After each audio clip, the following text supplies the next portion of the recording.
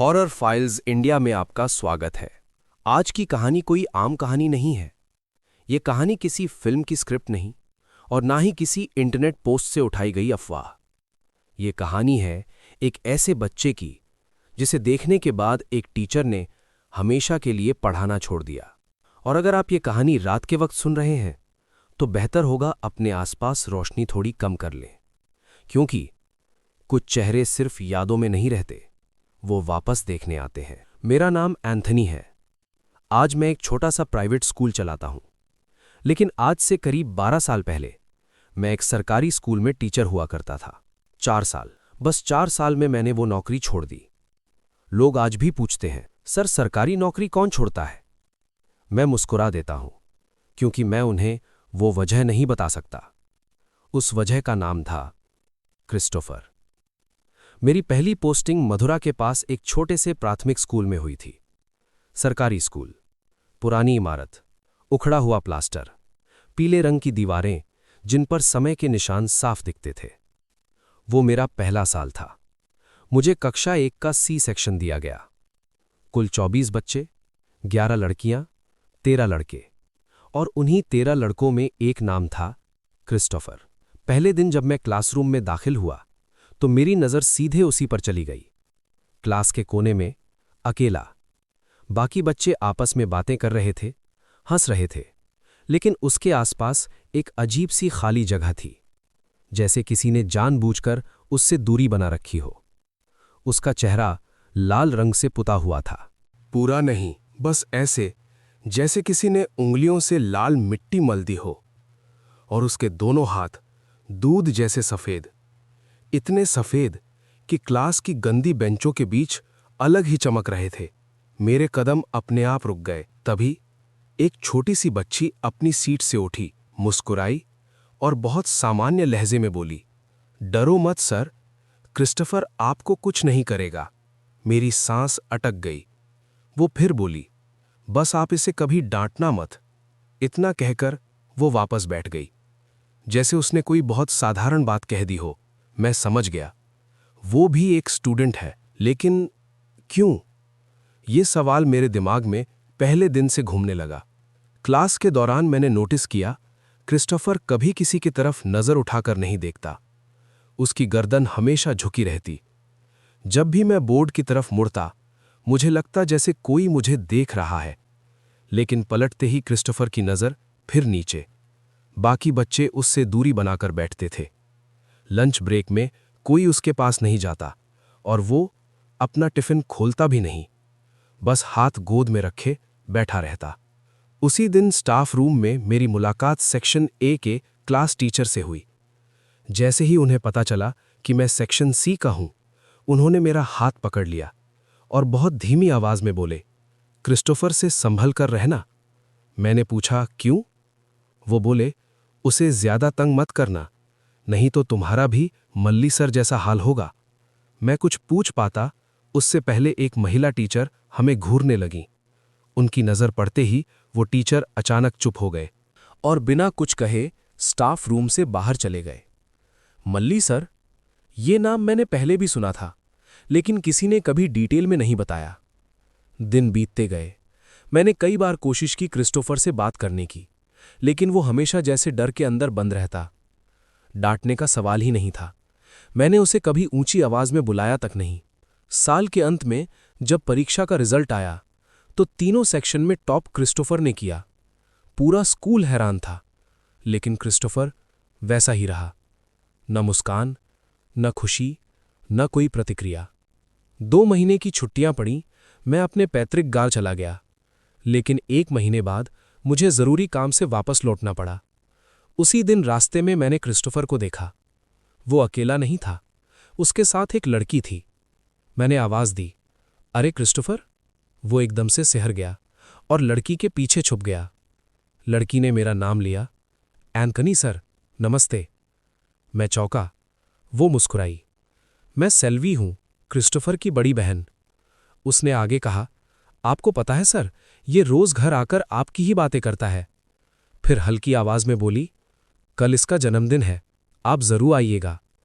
उसके जाने के बाद मुझे एहसास हुआ, मुझे तो ये भी नहीं पता वो रहते कहाँ हैं?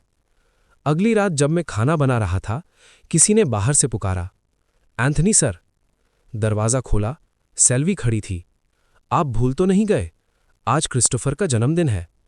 मैं तैयार हुआ और उसके साथ चल पड़ा। जैसे जैसे हम आगे बढ़ते गए, इलाका और सुनसान होता गया। आखिरकार हम एक ऐसे घर पहुंचे जिसके आसपास कोई दूसरा घर नहीं था। न स्ट्रीट लाइट, न आवाज, न कोई हलचल। यहीं से मेरी जिंदगी टूटने लगी। घर के बाहर एक पुरानी लकड़ी की कुर्सी रखी थी। जैसे ही हम पहुंचे, एक औरत अंदर से निकली, चेहरा झुर्रियों से भरा, आंखें बहुत गहरी, ऐसी आंखें जो सामने वाले को नहीं, उसके अंदर झांकती हों। उसने कुर्सी बाहर रखी और बहुत शांत आवाज में बोली, बैठिए सर। मैं कुछ समझ पाता उससे पहले सेल्वी घर के अंदर चली गई। मैं चुपचाप उस कुर्सी पर बैठ गया। चारों तरफ अजीब सी खामोशी थी, न किसी बच्चे की हंसी, न गाने की आवाज, न सजावट। ये जन्मदिन था, लेकिन किसी भी जन्मदिन जैसा नहीं। करीब 10 मिनट बीते, फिर सेल्वी बाहर आई। उसके साथ क्रिस्टोफर था। उसने आज भी वही लाल रंग चेहरे पर लगाया हुआ था और वही दूध जैसे सफेद हाथ। मैं मुस्कुराया, हैप्पी बर्थडे क्रिस्टोफर। लेकिन मेरी बात अधूरी रह गई। सेल्वी ने मुझे इशारे से चुप रहने को कहा। उसने एक काला कपड़ा निकाला और क्रिस्टोफर की आंखों पर बांध दिया, फिर मुझे अपने पीछे आने का इशारा किया। मेरा दिल जोर से धड़क रहा था। सब कुछ गलत लग रहा था, लेकिन मैं कुछ बोल नहीं पाया। हम घर के पीछे की तरफ गए। वहां कोई लाइट नहीं थी, सिर्फ चांदनी की हल्की रोशनी। सेल्वी ने क्रिस्टोफर को खड़ा किया और धीरे धीरे कुछ फुसफुसाने लगी। मुझे शब्द साफ सुनाई नहीं दे रहे थे, लेकिन उसकी आवाज किसी दुआ जैसी भी नहीं थी और किसी खेल जैसी भी नहीं। तभी अंधेरे में मुझे एक और बच्चा चलता हुआ दिखा, धीरे धीरे हमारी तरफ। जब वो सेल्वी के पास पहुंचा, मेरी सांस रुक गई।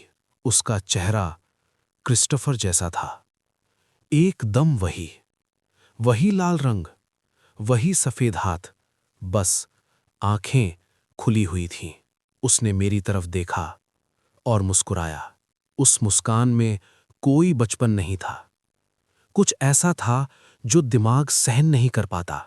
मेरे सिर में तेज चक्कर आया। आसपास की आवाज धीरे धीरे गायब होने लगी और फिर अंधेरा। जब मेरी आंख खुली तो मैं अपने गांव में था, अपने कमरे में, बिस्तर पर। डॉक्टर ने बताया, आप 1 साल से कोमा में थे। 1 साल? मैं फिर कभी उस स्कूल नहीं गया। सरकारी नौकरी हमेशा के लिए छोड़ दी।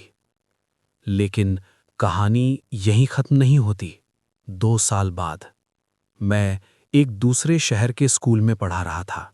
एक दिन क्लास लेते वक्त मुझे फिर वही एहसास हुआ, जैसे कोई मुझे देख रहा हो। मैं पलटा।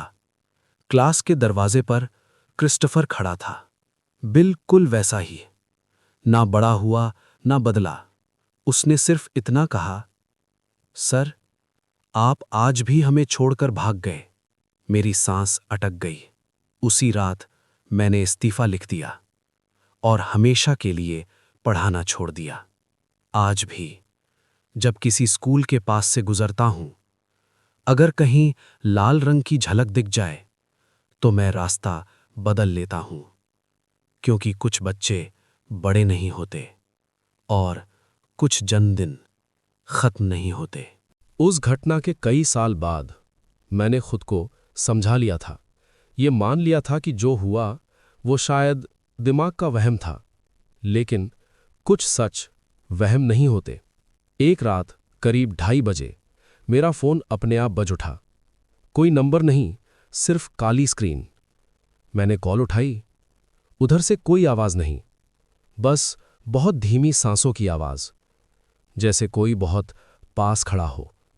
फिर एक जानी पहचानी आवाज, सर, आपने वादा किया था। मेरे हाथ कांपने लगे। कौन?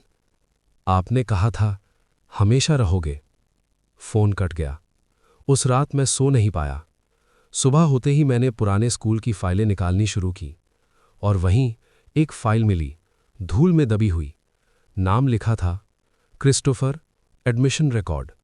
मैंने फाइल खोली और जो पढ़ा वो मेरी रीढ़ ठंडी कर गया। क्रिस्टोफर कभी उस स्कूल में पढ़ा ही नहीं था। उसका एडमिशन कैंसिल लिखा था। कारण, बच्चे की मृत्यु 12 साल पहले। नीचे एक छोटा नोट, घर के पीछे, धार्मिक अनुष्ठान के दौरान बच्चे की मौत। मेरे दिमाग में एक एक चीज जुड़ने लगी। सेल्वी, वो उसकी बहन नहीं थी, वो उस अनुष्ठान की मुख्य पुजारिन थी। गांव के रिकॉर्ड में एक परिवार का जिक्र था जो काली साधना करता था अपने बच्चे को दोबारा लाने के लिए, और उन्हें एक शिक्षक चाहिए था। ऐसा शिक्षक जो डरे नहीं, जो बच्चे से जुड़े, जो भावनात्मक रूप से कमजोर हो। मैं उन्हीं में से एक था।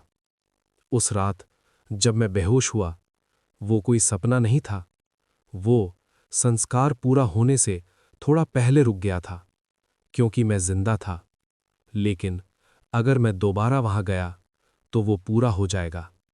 और यही वजह है कि आज भी मुझे कभी कभी बचपन की हंसी सुनाई देती है। स्कूल की घंटी, खेल का मैदान और एक आवाज, सर आज क्यों नहीं आए।